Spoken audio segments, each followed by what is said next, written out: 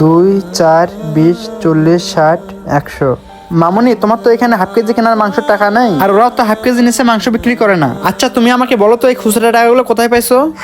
Uncle, আমি এই খুচরা টাকাগুলো কই পাইছি শুনেন তাহলে। আমার বাবা না প্রত্যেকদিন স্কুলে যাওয়ার সময় 5-10 টাকা দিত। সেই টাকাগুলো আমি আমার এই মাটির ব্যাংকে জমাইতাম। ও আচ্ছা মামুনি, সেটা না হয় বুঝলাম, কিন্তু তোমার বাবা কোথায়?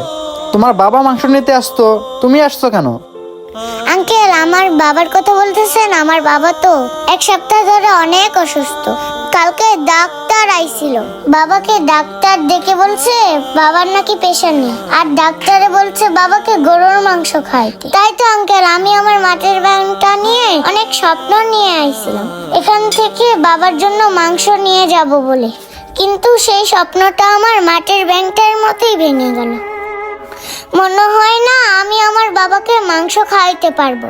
দেখেন না আঙ্কেল, আমি এই মাটির ব্যাংকটা ভেঙে এই কয় টাকাই পাইছি, বেশি টাকা পাইনি। তাই তো আমার স্বপ্নটা পূর্ণ করতে পারলাম না। আরে মামুনি, কে বলছে তোমাকে তোমার স্বপ্নটা এই মাটির ব্যাংকের মতো ভেঙে যাবে? না, তোমার স্বপ্ন পূর্ণ হবে, ঠিক আছে? কি বলেন আঙ্কেল, আমার স্বপ্ন পূর্ণ হবে কিভাবে? আর আপনি কি সত্যি বলতেছেন? হ্যাঁ, আমি সত্যি বলতেছি। দাঁড়াও, এই তুমি আমাকে ভালো দেখে 1 কেজি মাংস দাও তো।